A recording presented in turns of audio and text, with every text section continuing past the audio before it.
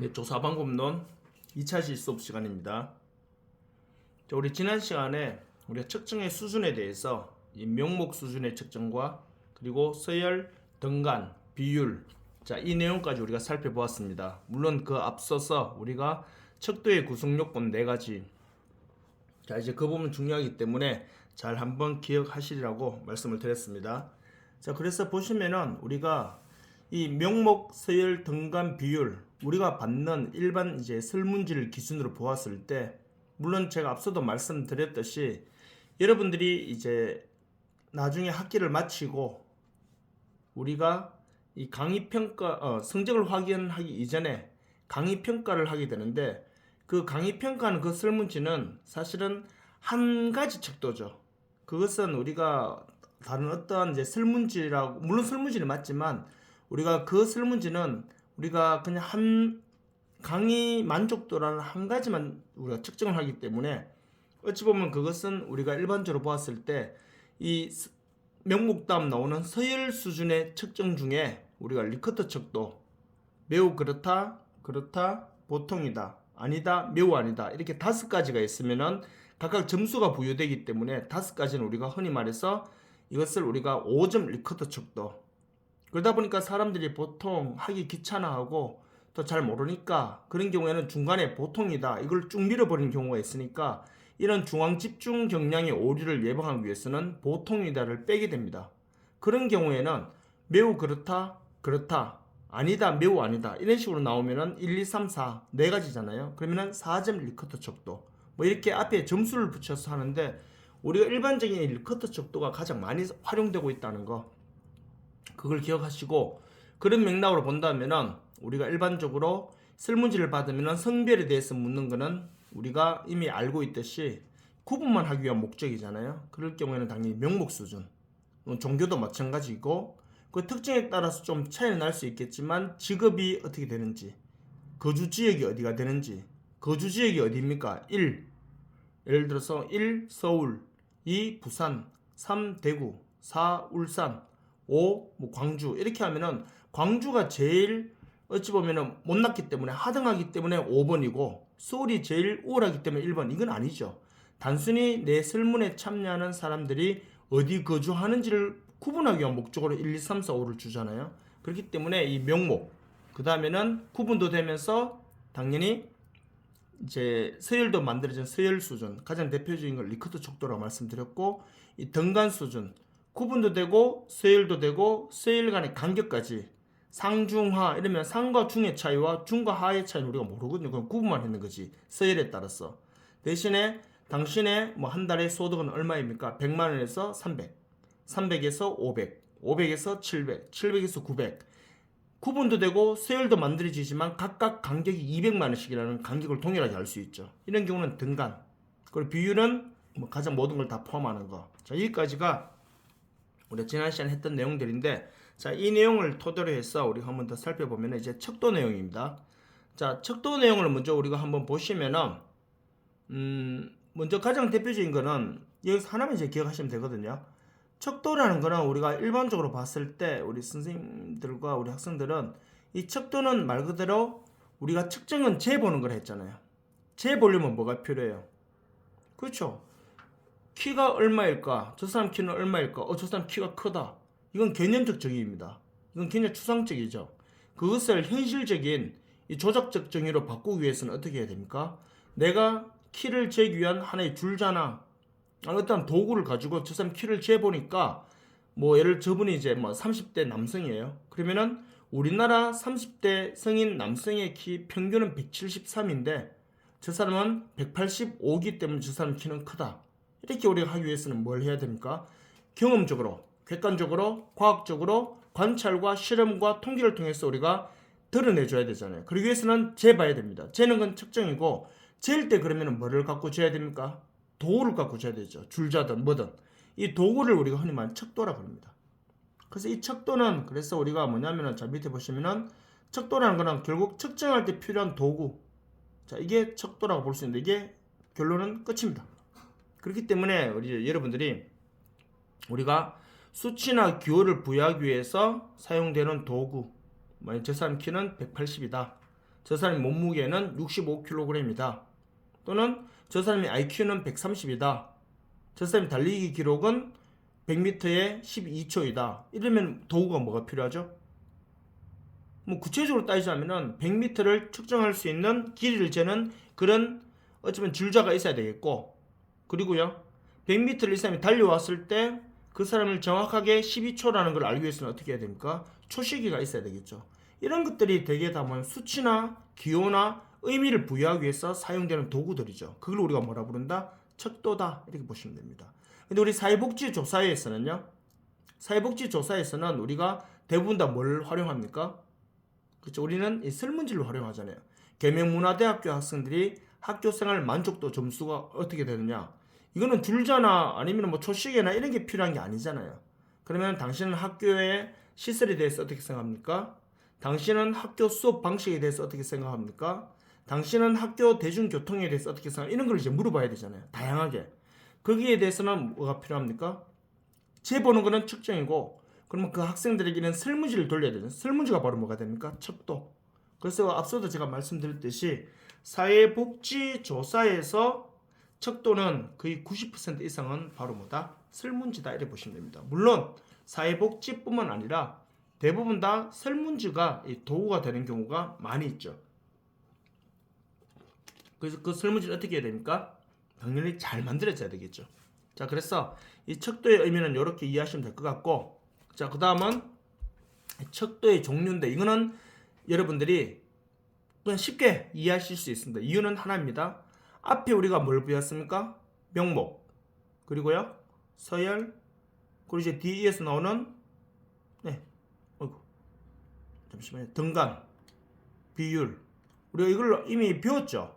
배웠기 때문에 그 내용을 그대로 도구화시킨 겁니다. 그 내용은 똑같습니다. 그래서 그냥 한번 읽어보시면 충분히 이해하실 수 있지만, 이제 여러분들이 한 번 더 제가 봤을 때 개인적으로 앞에 내용을 우리가 온라인으로 진행되기 때문에 한 번 더 눈여겨보시는 게 한 번 더 간단하게 설명을 드리겠습니다.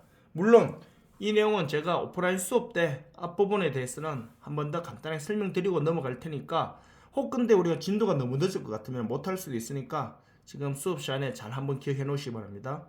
자, 명목은 제가 뭐라고 말씀드렸습니까? 앞서 말씀드렸듯이 뭐만 가능하다? 그렇죠. 분류만 가능한 겁니다. 분류만 가능하기 때문에 번호를 어떻게 줍니까? 1, 2, 3, 4, 5, 1 남자, 2 여자, 1 기독교, 2 불교, 3 천주교, 이런 식으로 나가잖아요. 그래서 이 1, 2, 3, 4는 큰 의미는 없습니다. 분류하기 위한 목적만으로 준다는 거. 그래서 뭡니까? 변수값. 여기서 변수값이라는 거는 그 항목에 대한 거죠. 그걸 몰라요. 그 양으로 처리할 수는 없다는 거죠. 왜요? 예를 들어서 남자, 내 연구에 300명이 참석했습니다. 1 남자, 2 여자 체크를 했는데 남자가 200이고 여자가 100명이 참여를 했어요. 무작위로 이제 300명이 뽑았을 때, 그러면 남자 1에 200명이 이제 체크를 했다고 해서 그것을 더 우월하다, 이렇게 볼 수는 없다는 거죠. 일단 그렇기 때문에 명목은 말 그대로 뭡니까? 구분만 하기 위한 목적이라는 거 이미 많이 들어서 아시겠죠? 이제 서열은 뭡니까? 구분도 되면서 상대적인 뭡니까?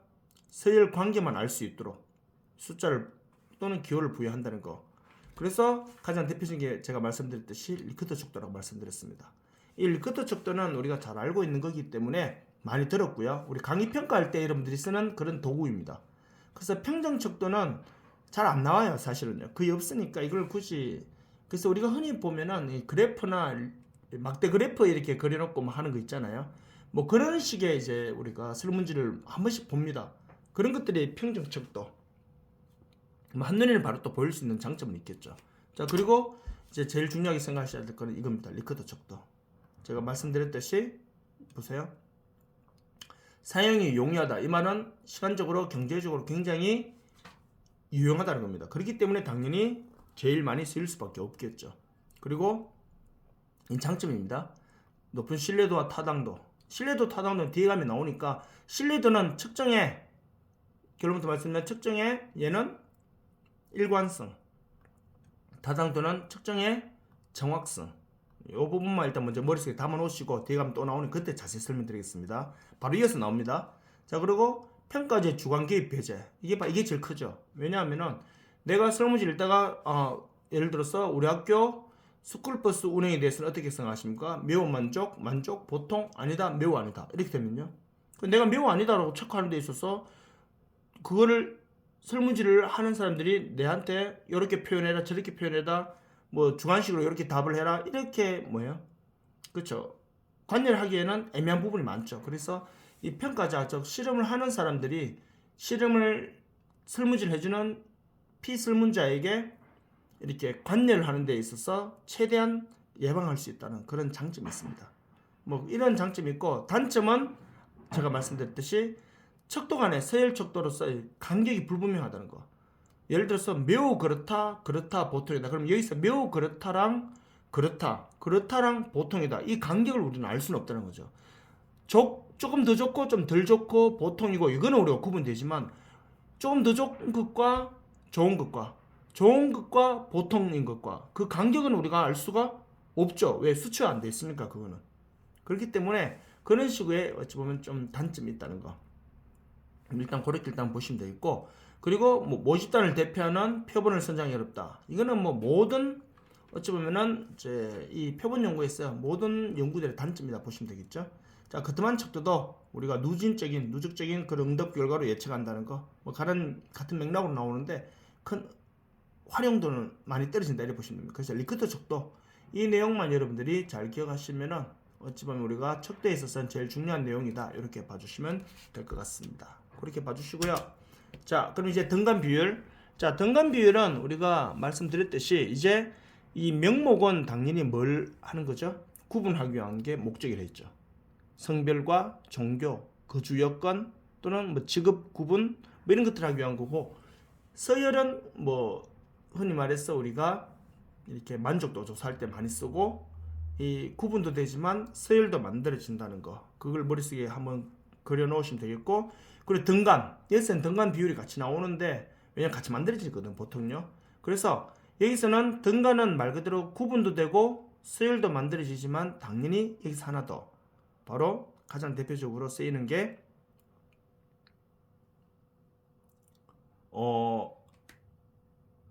그 서열 간의 간격까지 알 수 있다는 거, 그걸 여러분들이 잘 기억하시면 좋을 것 같습니다.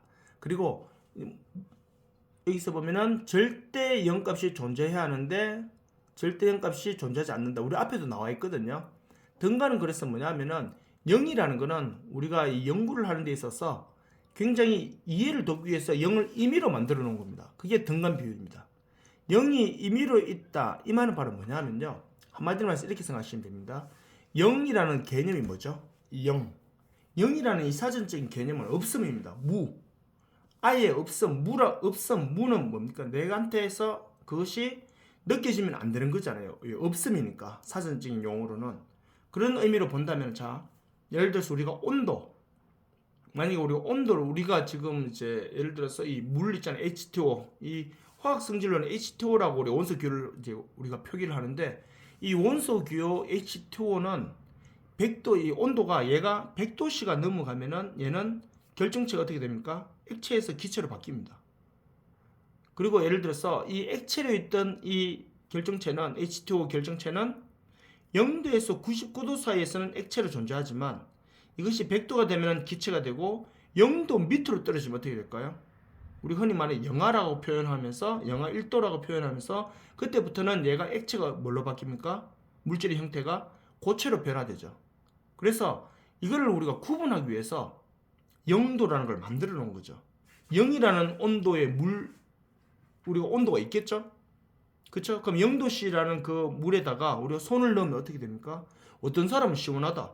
어떤 사람은 뭐 미지근하다. 어떤 사람은 차갑다. 이렇게 표현을 하겠죠. 그 말은 뭡니까? 느껴졌다는 거잖아요. 근데 0이란 개념은 뭐였죠? 없음입니다. 느껴지면 안 돼요. 느껴지면 안 되는 건데 우리는 0도씨 물에 손을 넣으면 느껴지잖아요. 그 말은 바로 뭐죠? 그렇죠. 이거는 온도가 실질적으로 없는 게 아니에요. 근데 우리가 액체로 존재하느냐 고체로 존재하느냐를 구분하기 위해서 우리가 0이라는 걸 임의로 만들어 놨단 말이에요. 그래서 0이라는 게 절대적으로 있는 게 아니라 0이라는 게 임의로 만들어져 있기 때문에 우리가 그걸 느껴진단 말이에요. 그렇기 때문에 이 등간 비율은 0이라는 값이 절대적으로 있는 게 아니라 임의로만 있다고. 임의로만. 그 절대적으로 있는 건요, 저거는 이제 비율입니다. 그 다음. 그래서 비율은 0이라는 게 있어야지만 뭐가 가능합니까? 더하기, 빼기, 곱하기, 나누기가 가능합니다. 0이라는 개념은 뭐라 그랬어요? 없음이잖아요. 없음이니까 무니까 예를 들어서 1 더하기 0은 뭐가 됩니까? 그렇죠? 1밖에 안 되는 거예요. 없음이니까. 그래서 이 비율 척도에서는 0이 절대적으로 존재하는 거죠. 등간에서는요, 0이 임의로 우리가 임의로 만들어 놓은 거고. 그래서 우리가 점수를 표현할 때도 우리가 0점부터 시작하면요, 예를 들어서 당신의 수학 점수는 몇 점입니까? 0점에서 20점. 2번은 20점에서 30점. 이렇게 되면은 우리가 0점도 있어요, 없어요? 있죠. 0점은 있었기 때문에 이런 경우는 뭐가 됩니까? 비율 척도가 또 될 수도 있겠죠. 그렇기 때문에 우리가 0이라는 개념은 완전 없어 무입니다. 근데 일반적으로 사회과학에서는 이 비율 척도는 잘 안 씁니다. 근데 이거는 수학이랑 통계에서 많이 쓰기 때문에, 물론 SPSS 통계 프로그램에서는 사회과학이지만은 또 쓰기 때문에 일단 나온다는 거, 그것만 일단 기억하시면 등간 비율 하는 방법이 스톤 척도와 요인 척도, 기타 등등이 나오는데, 이거는 요즘 잘 활용이 안 됩니다. 이유는 할 밖에 없습니다. 대부분 다 컴퓨터가 SPSS 통계 프로그램이 알아서 전산을 해주기 때문에 잘 안 하죠. 그래서 우리가 흔히 말하는, 요즘 이렇게 생각하시면 됩니다. 우리가 지금 이 수업을 듣는 우리 여러분들 중에 또 뭐 회사 다니시는 분들 같은 경우에는 또 전산 업무를 하시는 분들도 있잖아요. 행정 업무를 하시는 분들, 그리고 이제 회계 처리를 해야 되는 경우도 있는데, 옛날 우리나라 60년대, 70년대는 되겠죠? 6, 70년대, 80년대에는 거의 많이 사라지기 시작했는데, 6, 70년대는 대부분 다 은행이랑 아니면 보통 회사 회계 업무 보는 분들은 항상 책상에 있었던 게 바로 뭐냐면은, 지금처럼 컴퓨터랑 계산기가 있었던 게 아니라 바로 다 이 주판이 있었단 말이에요.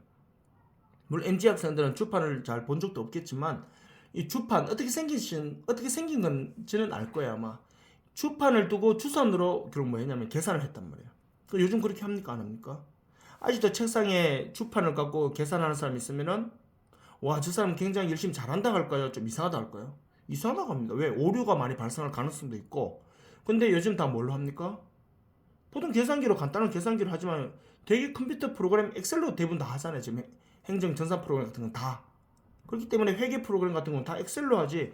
저희도 센터에서 지도 이제 감사 받거나 행정 감사 받을 때는 다 엑셀 파일로 다 전산해서 다 내려놓거든요. 그렇기 때문에 결국에는 뭐 여러분들이 이 쉽게 말하는 수돈 척도나 요인 척도 뭐 이런 것들은 대부분 다 뭐냐 하면은 요즘 현실에서 잘 많이 활용을 하지 않습니다. 그렇기 때문에 여기서 뭐 요인 척도의 장단점 잠깐 보시면요, 요인 척도 장단점 같은 경우는 아까 말씀드렸듯이, 그래서 뭐 여러 가지 척도가 많아요. 요인 척도 아까 제가 말씀드린 대부분 다 이렇게 컴퓨터로 하고 있다는 거. 예. 근데 아까 여기서 단점 보세요. 손수 계산할 때 이게 뭔지 아세요? 아무리 프로그램이 정확하고 잘 데이터 하더라도 이 통계 프로그램도 누가요? 그렇죠. 사람이 실행을 시켜야 됩니다. 지 스스로 알아서는 못 하잖아요. 그리고 얘는 SPSS 통계 프로그램도 마찬가지겠지만 얘는 숫자만 보여줍니다. 그럼 그걸 뭘 해야 됩니까? 그렇죠. 그걸 사람이 해석을 해야 됩니다. 분석해야 됩니다. 안 하면요, 아무 의미 없어서 버립니다. 예를 들어서 우리가 영어를 뭐 영어 지문을 쭉 읽었다고 해서 와, 영어 잘한다 표현하지 않습니다. 그거를 그 나라 언어로 뭘 해줘야 됩니까? 그렇죠. 번역을 해줘야 됩니다. 번역하는 게 결국 실력이잖아요. 뭐 그런 맥락을 일단 여러분들이 이해해 주시면 될 것 같습니다. 자, 그렇게 봐주시고요. 자, 이번에는 신뢰도와 타당도인데, 여기서 이제 여러분들이 신뢰도 타당도 개념을 간단하게 한번 살펴보겠습니다. 자, 앞서 말씀드린 신뢰도는 하나만 기억하시면 됩니다. 재보는 데 있어서 뭡니까? 일관성입니다. 자, 동일한 대상에 대해서 비슷한 측정 도구를 활용해서 반복 측정할 경우에 그럼 뭐가 됩니까? 동일하거나 비슷한 결과가 나와줘야 한다는 거. 예를 들어서 여러분들이 강의 평가를 하잖아요. 그러면 강의 평가할 때 재보는 거잖아요. 예를 들어서 A 수업이 얼마나 만족스러웠는지 그걸 재봐야 되잖아요. 재볼 때 뭘로 합니까? 설문지라는 척도를 갖고 와서 이제 측정을 하잖아요. 재볼 때 결국 뭐냐면, 아, 나는 저 수업이 너무 마음에 들었다. 그럼 10점 만점에 이 사람은 9점이 나왔어요. 아, B라는 사람도 아, 나 이 수업이 너무 마음에 들었다. 측정했는데 이 사람은 3점이 나왔어요.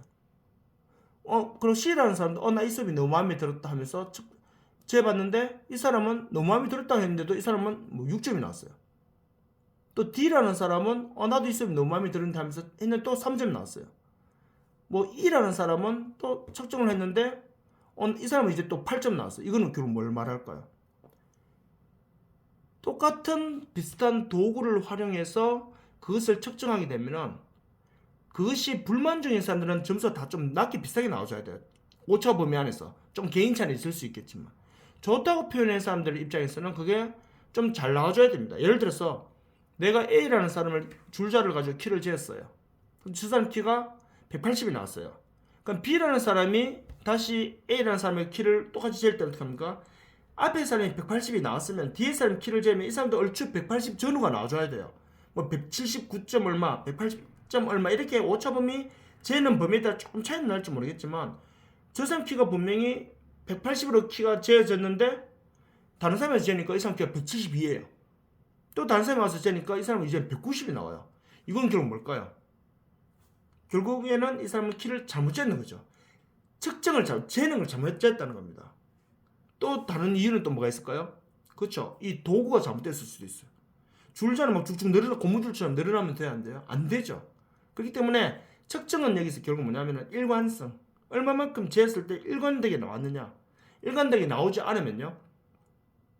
그렇죠. 일관되게 나오지 않으면 이거는 오류가 발생했다 보는 겁니다. 그래서 우리가 이제 신뢰도를 측정의 신뢰도인데 신뢰도는 결국 얼마만큼 일관성 있게 나오느냐.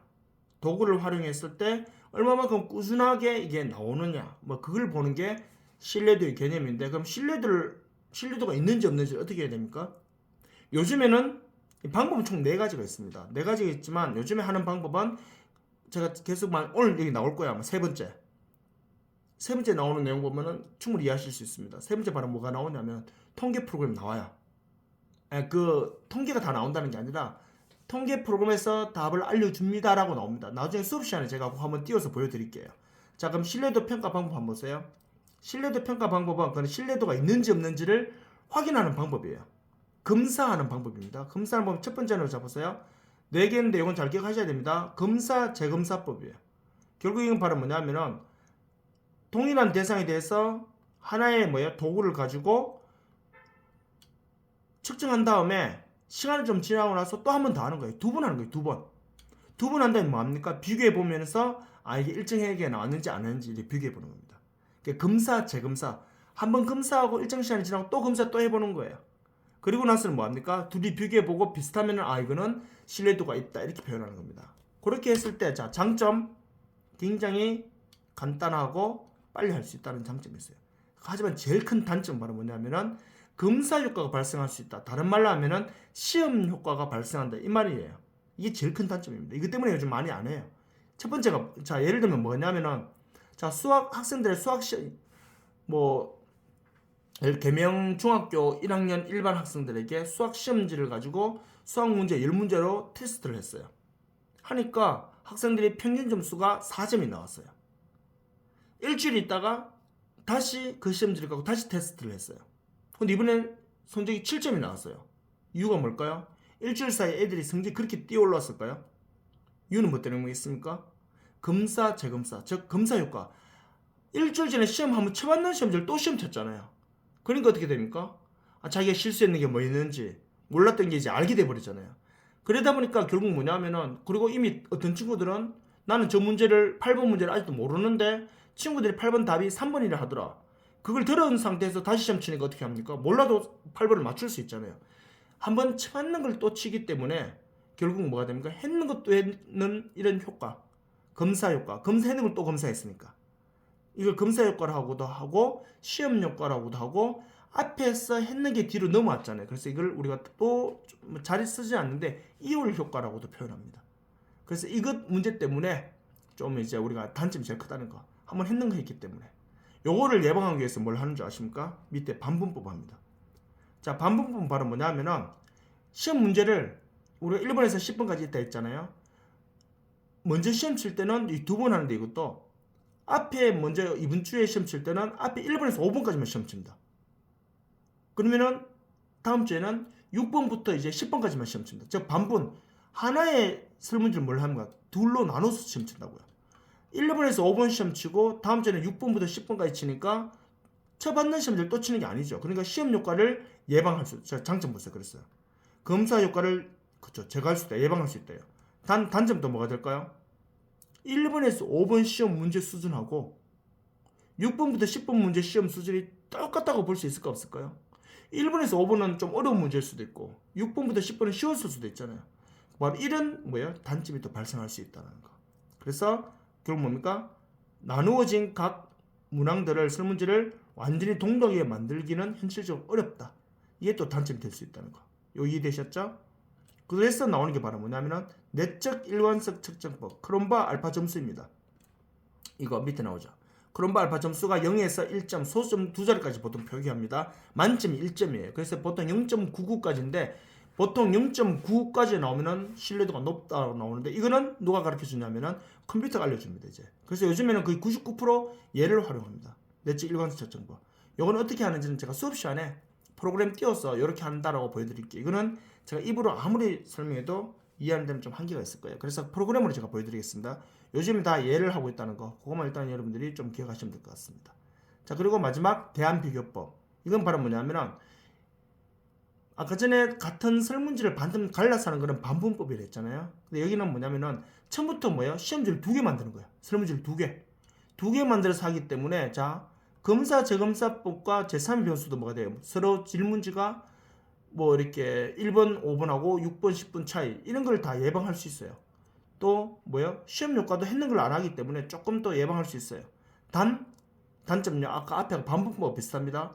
2개의 도구, 즉 설문지가 똑같이 만들어내기에는 현실적으로 너무 어렵다는 거. 그리고 비슷한 시험 문제를 한번 쳐봤기 때문에 또 치면은 훨씬 나을 수도 있죠. 그래서 시험 효과를 완전히 배제할 수는 없다는 거. 그게 바로 대안비교법 이렇게 보시면 돼요. 그래서 신뢰도는 측정의 일관성인데 그 신뢰도가 있는지 없는지를 검사하는 방법은 4가지가 있다는 거. 그거 꼭 기억하시고 다음 시간에 이 측정의 타당도에 대해서 수업을 진행하도록 하겠습니다. 수고하셨습니다.